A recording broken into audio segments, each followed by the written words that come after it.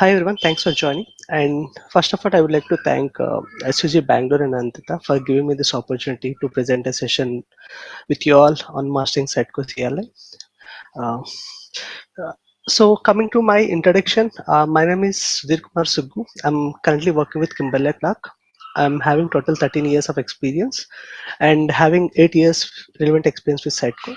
I have done Sitecore certified for 2 of the versions, and here is my LinkedIn URL, so that we can get connected in case of any questions or anything like that, and to grow the network. And here is my blog link, where you can just visit my all the technical posts.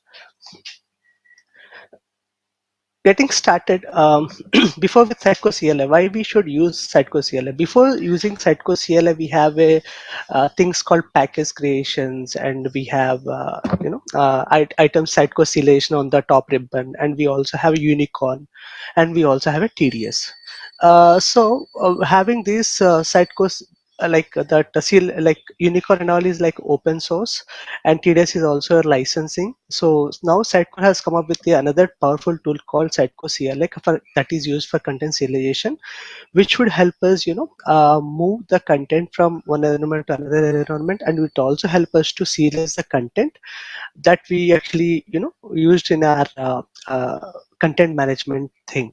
So with this, we can also have we have more development efficiency, and also, we have a better collaboration, and also we can easily move the content from one environment to another environment. So all this can be achieved with CLI, though we have the similar functionality with other things, but this is like a free tool, and and it is supported by Sitecore in case of any kind of issues and all.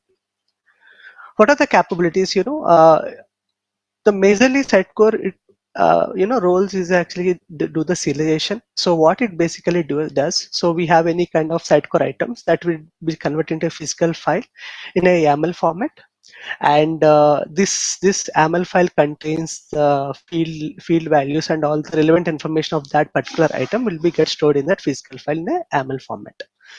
And in terms of sharing, so if there are multiple team members or anyone is there, so whenever we are done, developer A actually done some of the feature and developer B has done some feature. So if they wanted to exchange their features into their local environment or anything like that, we can easily share, because this actually, as I said, it's a physical file. We can check into our GitHub and all, and so that we can collaborate easily. And not only that, we can also move the content between the other environments like development, staging, and production environment. Coming to the deployment, so once we have CLIs, right, these are in a physical file, so we can also use them. Suppose if any new team member is joining, so they simply access this content, and they can easily get their environment restored with the set of content that we already serialized in a physical file. So it is easily for them to set up the content with a few clicks, so that their environment is ready uh, with the latest content that it's worked till date. And we can also, if you are setting up any new environment like development, staging, or production, we can also easily set up these with the help of these content movement, and we can also easily do that instead of creating multiple packages and all. Coming to the Sitecore for Visual Studio, this is again an additional feature. So what are the features that we do with CLI is a command line interface basically. So we have to run set of commands to achieve this functionality. uh, this Sitecore for Visual Studio is a graphical user interfaces. Basically, it helps, instead of running multiple commands, instead of remembering multiple commands, we can able to use this Sitecore for Visual Studio, and we can easily achieve that. But this requires a licensing. If we should have a TDS license for this, but for the rest of the things, we don't need to do that. We don't need to have any kind of license. But for this, if you wanted to integrate Sitecore for Visual Studio, we need a license. We can cover more in detail in that further slides about this. Coming to the benefits, why we should go to Sitecore facilitation, and it helps, because when we are able to synchronize our content easily, uh, and it will also have save our time in terms of like content management and all. And we will also if the team has having multiple changes, and we can easily serialize them, and we can mesh them, and we can easily do that. So it would help us in like having a proper streamlined development. And in terms of accuracy, because we have a there is no need of manual. Sometimes we may do overwrite, or some way do the merge. So if we have not selected that properly, we may end up in having deletion of the content in the other environment. So instead of that, so with this we can able to have a proper accuracy in moving the content between the environments. As I said, other benefit is actually version control integration. As I said, these files are in a YAML format, and it will be stored in physical files. So how we do, manage our solution files, we can also manage this YAML into our Git repository, and what are the repositories that we maintain. And we can also revert what are the operations that we do on a normal simulation that I mean, a solution for it. We can do the similar thing for that. And in terms of deployment, and as I said, right, we can easily move, and we can set up the environment easily, because with the help of the ready content that we already doing it in the serialization. What are the things that we majorly need to consider? So we can also do the customization. So whatever the Sitecore has given, we no need to rely on that. We can also customize what and all the fields that we need to do, and what are the fields that we can exclude or we can include. So those and all customization is still is possible. And that is also we can configure, and we can exclude if any of the fields that we don't want, like created by, updated by, and all. If we no need to have those fields, we can still exclude. If you have any specific field that you don't want it to move content, that we can also still do the customization. In terms of security, obviously when you working with any other tool, security may plays a major role.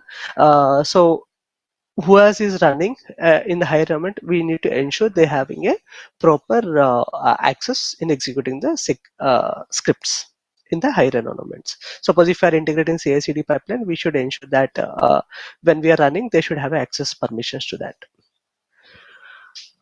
So this is all about Sitecore for CLIs. Now coming to the prerequisites. So this basically needs a .NET Core. Is actually it's a underlying framework that we needed for this. So if you wanted to run the Sitecore for CLI, we need a .NET Core. .NET Core. So based on the version, we have to do that. So in this we have a list of packages that we have, but here in the demo I'm actually using Sitecore version 5.2.113. There are 6 versions also released, but these two have released in this month only. So I'm currently we are going through that. There is not much difference between these two versions. Only the thing is that we need to ensure the compatible .NET framework. Some of the things looks for 7, some of the thing look for 8. So we just need to ensure that appropriate .NET version is installed for these to be run. But however, the functionality wise and everything, it's simple. I mean, as it is. So there is no much difference much as of now. So so these are the major steps that we wanted to have it. And coming to this, installation. So we need to run few set of commands to have this Sitecore for CLI to get installed. First command is actually .NET new tool manifest. So what it try to do, it will try to create a .NET tool.json file, and it will create with this information. So if you look at this,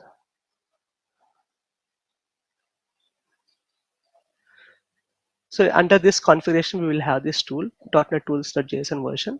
We will try to create that. So this what are you see here. So this will try to create it here. So this would basically, it will try to create a this file with this first command. So once in the second command, what we're trying to do, we are trying to add a NuGet source. For this, to where we can install the Sitecore CLI. So this basically add a NuGet entry in the Visual Studio, or wherever the tool that we run it actually. And the third thing is that like we are specifically mentioned the version, explicitly we are mentioning the version. If you are not mention any version, it will try to install the latest version. Uh, in case if you are looking for a specific version, then you can have this command explicitly added. And once you run this, what will then it will try to install the CLI version. If you see here, it will try to this successful message will come once you are actually installed it. And in the config file, it will show the CLI version that what we have installed here. If you look at here, we have a Sitecore for CLI, which actually has this version that is installed. So with this also we can find what are the version that we are currently working on with CLI by referring to this particular file in the solution. So once we are done with this, so it will install the version of this, and after that what we have to do, now we have done with the installation, now we have to initialize it. So what we'll do once we done the initialization, when we run this command initialize init, so it will try to create three files. One is sitecode JSON file and VS Code and solution sitecode folders. If you see here, so these are the file that will create. So basically each and every folder has some significance here. So this is what the sitecode.json file, it will get created. I'll explain this in detail going further. And VS Code, this is just like settings, we no need to do any kind of changes that here. In this Sitecore, we have schemas and we have NuGet packages. So we have, it will install 5 plugins by default. If you look at here, we have a 5 plugins: serialization, publishing, indexing, and resource package and database. So each and every plugin has its own significance. So this plugin helps in serialization, publishing. So this name indicates the action that what it will help us.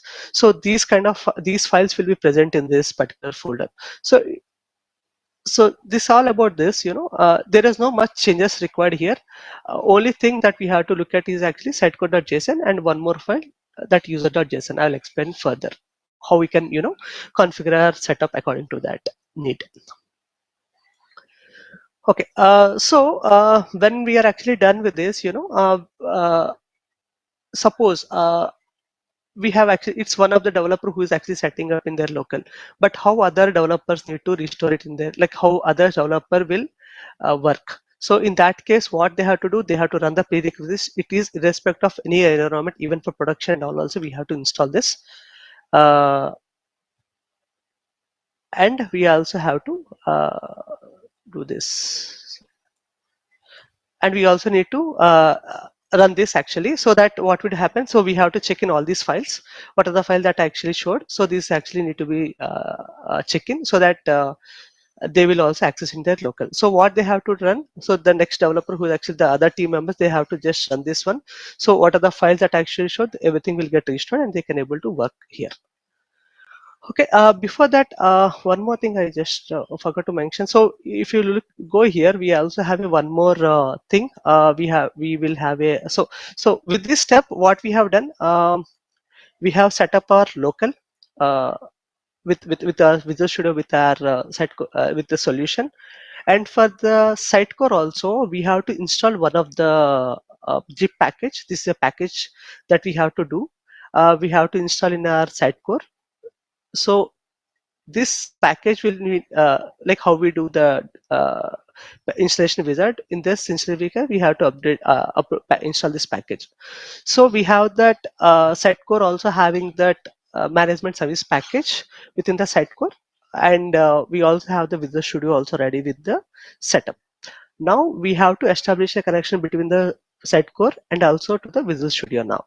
So for that, we have to run this command, which is nothing but this is like this is your identity server URL, and this is for your CM site URL.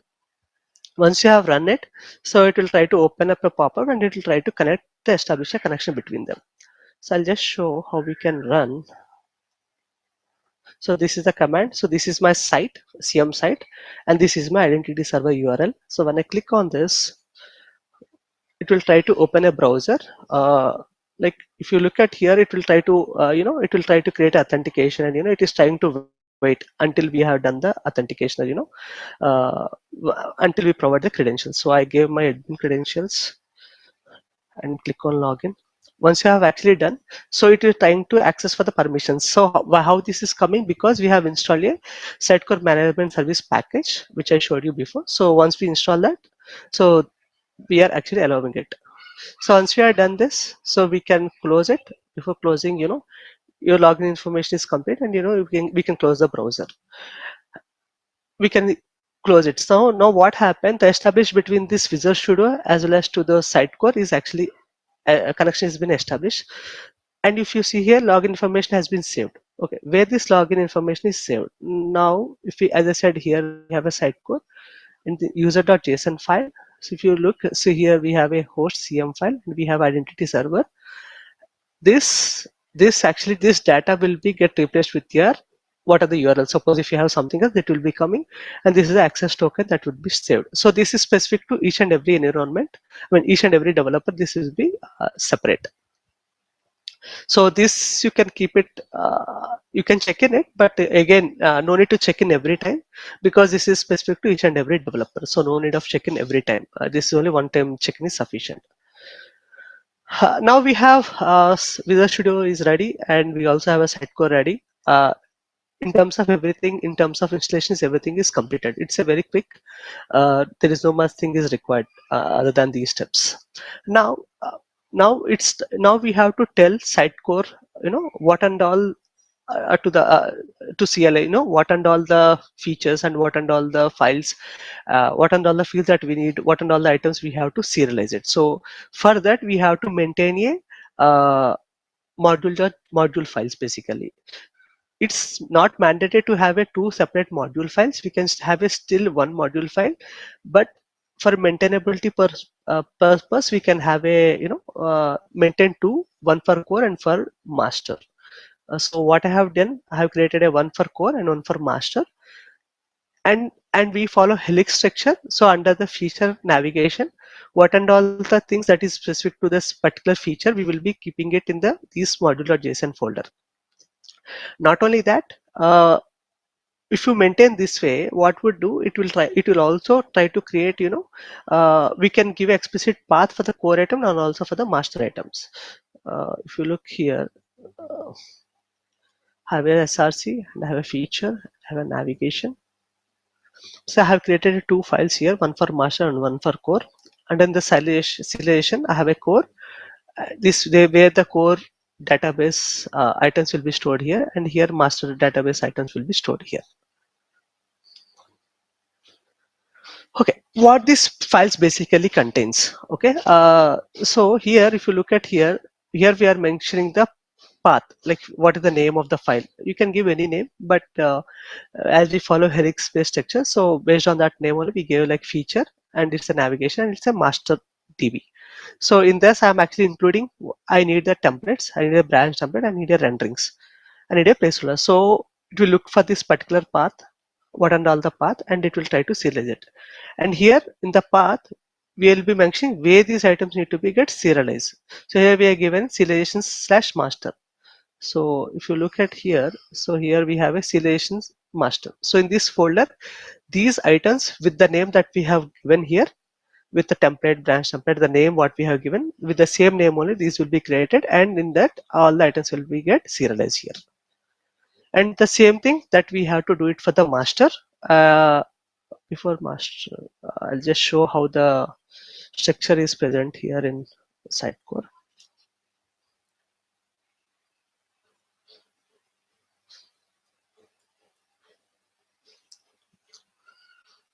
If you go to the content here, so I have a templates.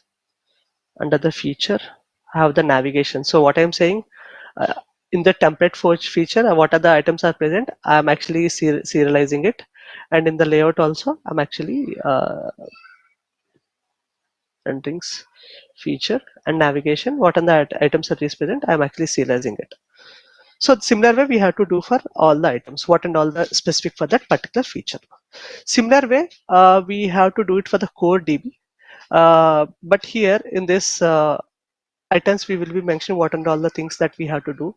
Here, if you look at here, I'm actually telling all the items under the template navigation. But here, under the tools, I only want two. But there are sometimes we may have 10 to 15 items, but in which only two or three items are specific to that particular feature. So we will only explicitly mention what are the two things that we have to do, and we have to ignore the rest of the items here. And we have to mention create only. What is meant by create only and all these and all I will explain you further. Uh, and in terms of for a core DB, we have to mention from which DB we have to explicitly mention, whereas for the master, we no need to explain that. Again, for the path where it need to get serialized, we have to mention what is the path that we have to do, because it we gives core, it means it will go to the core database, I mean core folder. Suppose if we have to give the reference also, suppose before we serialize this item, if we have dependency with any other project, we can also create that. So before you serialize or sync anything, so it will first happen this, and then it will do the feature dot navigation dot code, like how we have a dependency in our project dependency. Similarly, we can also set up that. So look at this each and every property here. Uh, so this is the what the name. If you look at the name, so this is the name that we gave name here, uh, like launchpad. And if you see the path, what does that mean? So what is the path that we have to give it here, that we wanted to serialize? Scope. What is the scope? So what and all the item that we wanted to serialize, whether it is a single item, or we wanted to have item and its children and its descendants, are only descendants only. Default value is actually items and descendant. If you have not mentioned anything, it will take items and descendants only. If you wanted anything specifically, then you have to mention the scope. Otherwise, you no need to mention the scope. So that is the reason here. If you see here, I need item and descendants. It is not mandatory, but I have given for just for reference. See here for the scope, I just make it ignore, because I don't want to include anything here. So scope is not mandatory if it is like item and descendant. If you wanted to have anything explicitly, you have to mention the scope in the this one. Coming to the database, master or core. As I said, master is the default. If you are actually syncing for any of the for core, you have to explicitly mention database as core. If you look at here, for the master, I did not mention anywhere the database name. For core, I have mentioned the database as core because it is needed here. You see here also I have mentioned, here also I have mentioned here. And relative path, if you wanted to have any long path, we can also set it at each and every level. If you are not set it, by default it will take 130. If you wanted to set it at a global level, we can also set. I'll just explain in the when we're updating the setcode.config. It's not. It's the optional step. Again, coming to the allowed push operations. So it is nothing but create only. Like it means, see, there is no need to update all the items. Like if you have a feature folder, it's not mandatory to have all the feature folder or navigation folder to update every time, because there is no much change. Whereas underneath of items, we need to change, right? So based on that particular need base, we have to mention create only or create and update. Create only means it will only create once. Create and update means it will create and it will also update if there any change. And create and update and delete means it will create and update and it will also delete if it did not find the item. So by default, if you are not select anything, it will take as a create, update and delete. So the same thing if you see here, this I have not mentioned because I want everything to be create, update and delete in this master config file. And in this core, because in core we don't need much every time we do that, it's a one-time activity mostly. So in that case, we will only do the create only. So I'm not even updating or deleting. So based on the need and requirement, you have to set up the allowed push operations. According to that, it will work. The same thing as I said, single item and all. So this is what it is for the scope that would be designed, and it is clearly explained what and all will be done based on this. So as I said, ignore means it will not do anything. As you said here, if you have selected ignore, it means it will not consider those for the synchronization. And this is for the push operations. Uh, suppose if the item is present in the file system, means in the Visual Studio if it is present, so it means here. Suppose if the item is present in this physical file and it is not present in the Sitecore, then what will be done?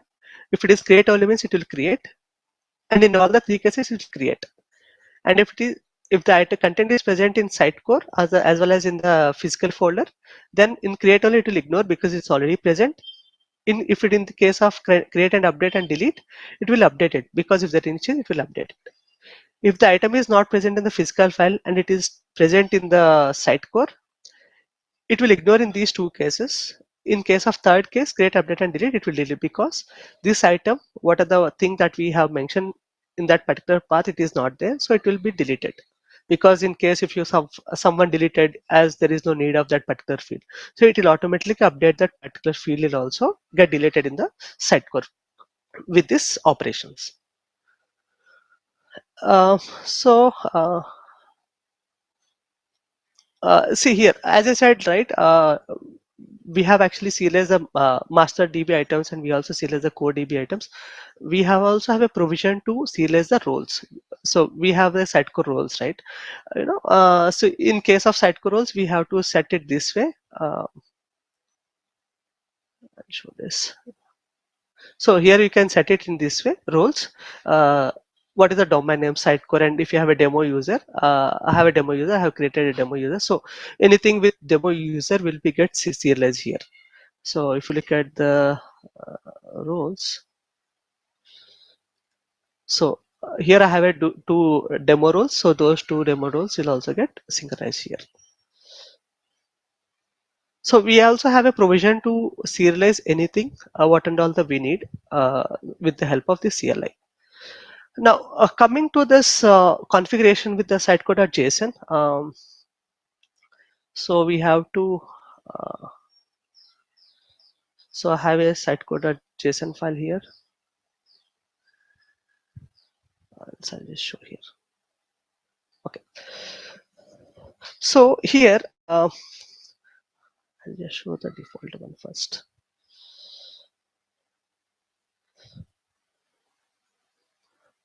So this is what you see is, this is what this file will comes up with uh, when we do the installation. So now when you compare it with, what we have after the setup, because this is very important for you to work on this kind of configuration. I'll just compare these two. So here, if you see here, this is the only thing that I have done, because we have to serialize this path, because we have to tell this one what and all the files that it need to be considered. If you look at the path for this, have SRC feature and navigation, and this is where my modular.json file is present in each and every folder. If you look at here, I have here. No, so if you look, so any of these, this is where how this file has been set it up. And one more thing, it's not mandatory to have both master and core. If it is, if the project is feature is not require any core, we no need to create any core folders. So here, if you see here, we are given the wildcard. This is like SRC. This is a feature. This is a feature, SRC feature, and this is a navigation.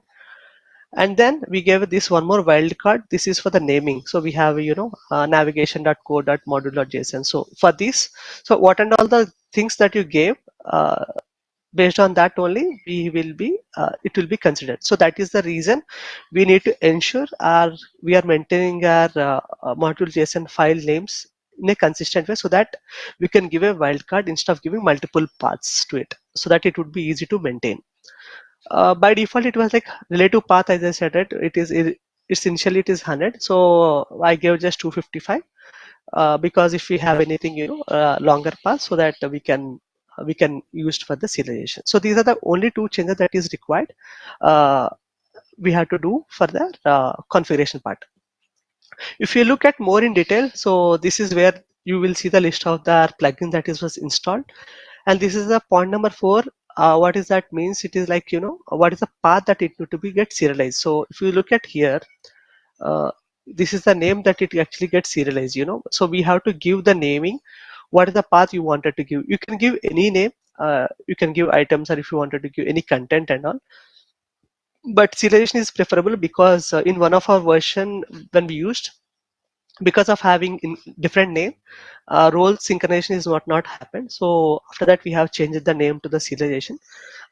So you can give that in in the in this one exclude fields, as I said, right? If you wanted to exclude any of the fields, suppose if the template having, sometimes we have that created by and all those information also. If you don't wanted to give, or if you have any of the field that you wanted to exclude from the sync, you can also do that from the sync. You can exclude that particular field by giving this value here. So here you can see this is the certain operation that we can do. This pull and push, what is that pull means it will pull the items from Sitecore into our physical files, and push means it will push the items from physical file into the Sitecore. So these are the major commands that we will be using when we are working with that. We can also run the watch command. What it will does when you run this watch command, it will try to monitor. If you are doing it dynamically, if you run this command, it automatically sync your items into your Sitecore physical folder. Uh, and not only this, there are actually many other command that was present, but these are majorly used. I have actually given my link here, where you can blog post where we have other commands. So if you have run this command, it will tell you what are the version that we're actually using it, and if you run this, it will give the help. And if you run this command, it will give the list of plugins. And the similar way, if you are pull, as I said, that pull means it will pull the items from Sitecore to your file system. And if you have modules, means actually, if you give the namespace, if you give explicitly, if you wanted to only synchronize particular project, not for everyone, you can also give the name. You can also give the templates, or you wanted to only do the templates. So you can add this in terms of tags. You can just give the name, what are the things that you wanted to do. So we can also customize the command also based on the need. If you wanted to only serialize based on the template or anything like that. Similar way, we also have push. For push also, we can push items from a physical file into the Sitecore, either with the namespace or with the name and all that we have what we see for the pull. Suppose sometimes if I come across with some errors, that time we can use this validate button. It will address any kind of validation errors and it will try to give it. And few of them validation errors can also be fixed with this command, which can be resolved by itself. It will be by running this command, it will actually get execute that. And if you wanted to move the items from one environment another environment, like in terms of CI/CD pipeline or anything like that, we can also create a package. We need to give the path name, that item, that module file path. So it will try to create that, and we can also using this command, and we can also install that in the particular environment. And these are like for the watch, and this is like if you see for differences and all between the environment, we can also use. And in case if you wanted to publish automatically, once you are done with the serialization, we can also run with this help of this command, it will also publish it. So these are the other commands, but majorly we use this one for our day-to-day for development work. Coming to the demo actually, so if you look at here, so I have a feature folder. Okay, so if you look at here feature folder, uh, coming to this serialization, so here I actually mentioned that I have to serialize this navigation folder. So what it will done, so it will try to see it will serialize in the path, because we have given serialization slash master. It will go here, and in the master file it will create. So we have given the files. See, you give here, if we give the template, so this is where in the template folder I need all the feature related navigation template items entered to under this particular folder name. So template folder will be present here. If you look at this feature, so navigation project, and in this we have a two folders, footer and header. Under this folder we have a footer and header. Right? And in the header, what are the hierarchy that we present here? The same hierarchy only will be following up in the valid serialize. We have 1, 2, 3, 4, 5, 6, 7 items are present here. If you look at footer, we also have the 7 items present here. So the structure that we have, the same structure only it will follow in the serialization. So if you in the footer we have like fields, like if you look at the footer template. So we have that field section, and we have two field sections, and we have the fields. So if you see here, we have two field sections. There are three fields under this, and we in this also we have this. So how we have the tree structure only, the same way only it will try to create the item. So suppose if you look at one of the field, what and all the items it will present.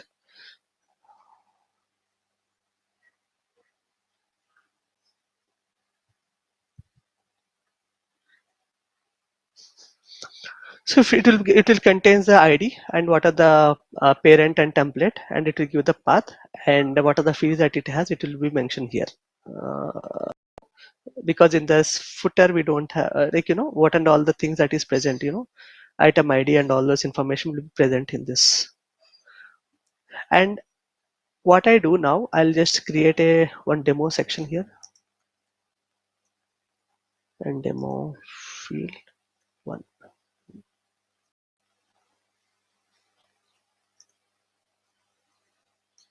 So I have created two, one with a drop list and one with a single line text. So what I will be doing it now, we already have already established the connection. Now we are actually pulling the items from Sitecore into our physical file. So we have to do a pull. So when you click on pull, okay, ensure you have to save this one. Uh, so now if you see, we have a three field section got added. You see here, it is mentioned that A means added. You see, we have added three things. One is demo section, demo field one, demo field two. Now, if you go to the footer and if you go to the footer section, so we see there is a demo section got added, and it also have a demo field one and demo field two. Let's look at these fields. So here for the demo field one, we have the type is actually drop list, so that is actually present. If you have any value that what the field type and all that is, and everything is mentioned here. For the field 2 it is a single index, that information is also present here. So this is how it basically serialize it. uh, Suppose what I do in Sitecore, I will delete now. This section is completely, I will be deleting it now. Now we have this this is, but these files will be still present in my file system. Now what I do, I'll just push. What is this push means? It will move items from your physical file into the Sitecore. So when you run this push, so it means it will say that it is actually get added here.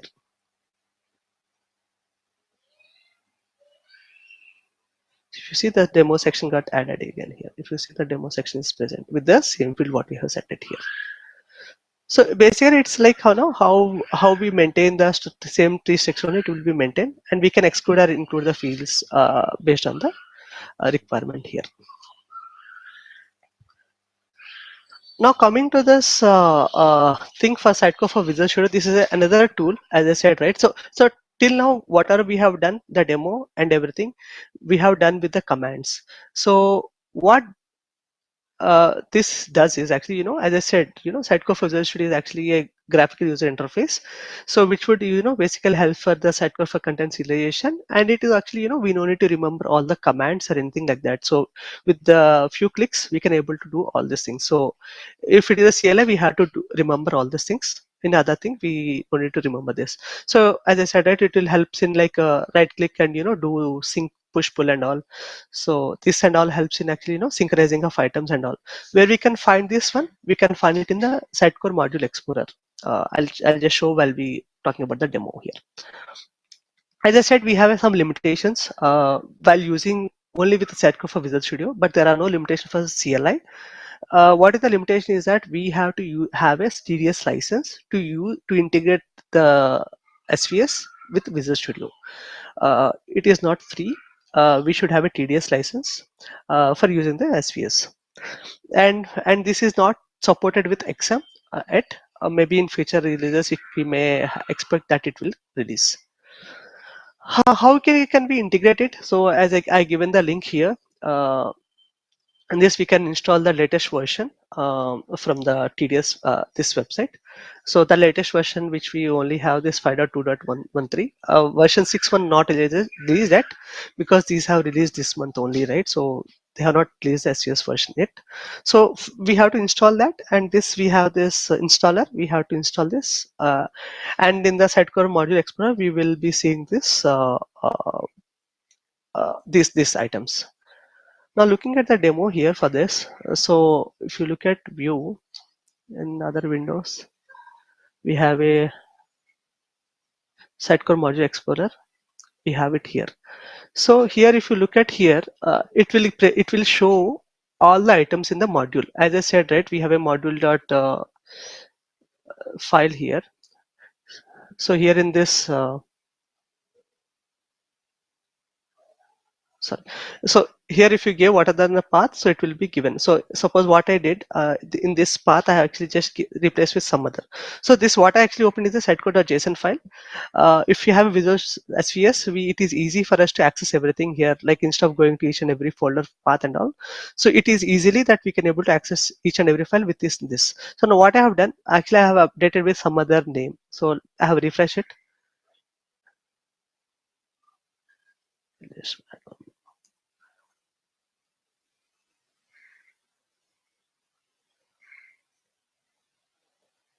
Okay, so I think these are different names. So if you see here, we have module one, that file whatever we have given, it was actually removed, that navigation folder. Now we actually save and I refresh. What are all the files that was there? It came up. So I think earlier that was showed is a different one. This if you see, what are the things that we are working? They actually came up because these and all the path that is present in this particular path. Suppose if I give one, let's just say. You see there are no items present. So this path is very, very important, not only for this SVS or for the normal setup also we have to give proper naming, otherwise it won't show these items here. So now here, if you wanted to see the this file, how you have to check normally, if you don't have the Visual Studio, just you have to go to the feature path and you have to open this file like that. But in this we have the feature to integrate, or we can look here, just click and click on view code, we can see that. Not only that, if you see here, what are the template, we can even add anything. If you wanted to add include, just if you can just add demo role, and we give just run random path. I'll give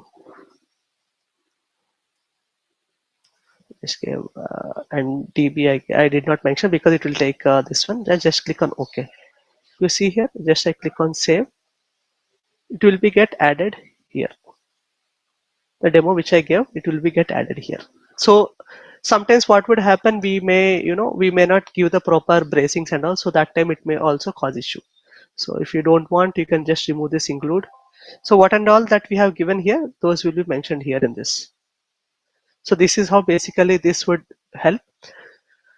Suppose if you do the push and pull, like if you wanted to uh, pull items, before pulling I will be deleting the items in this. I'll do one more. I'll create a one more field. I'll just create a demo field 3. Just save. So now I'm actually pulling the item. If you see here, it will show, there is a demo 3 item is missing.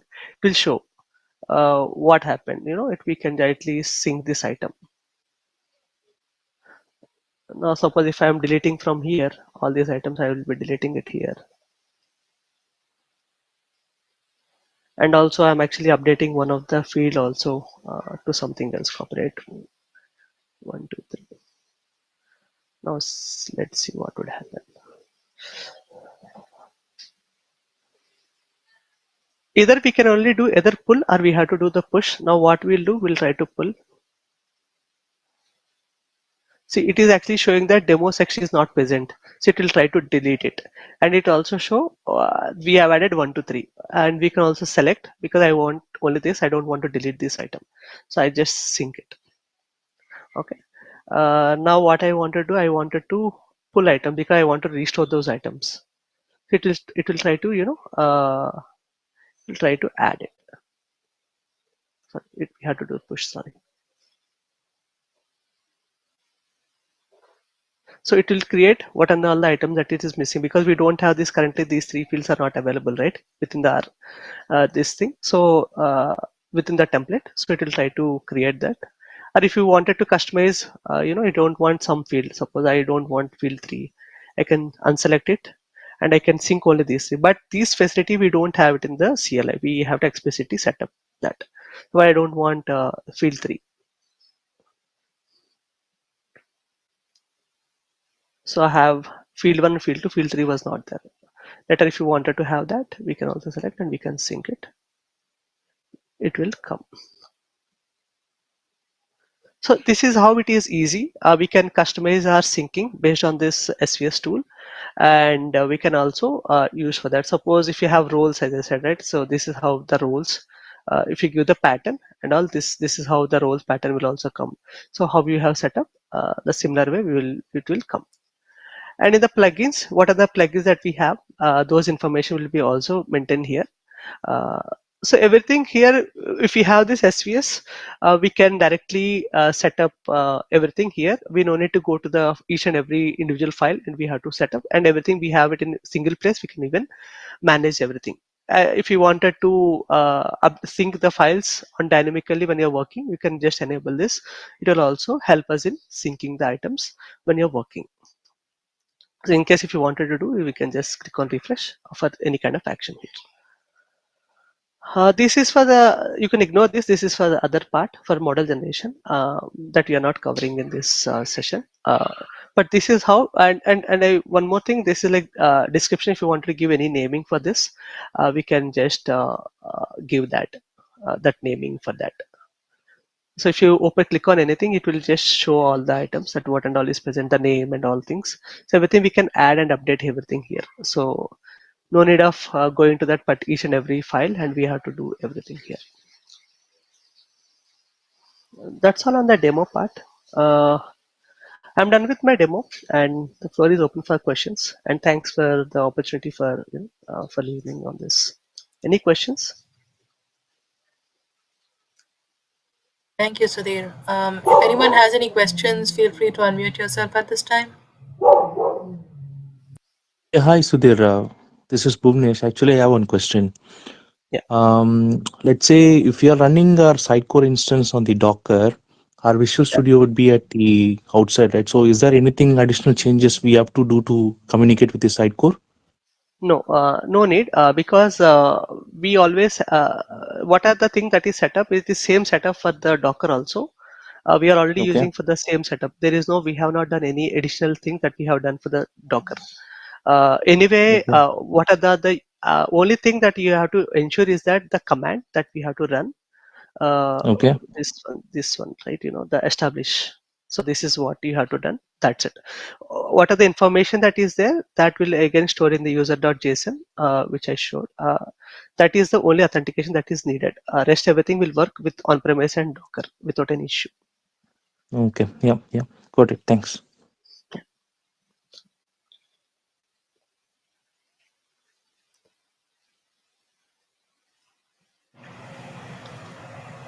All right. Thank you.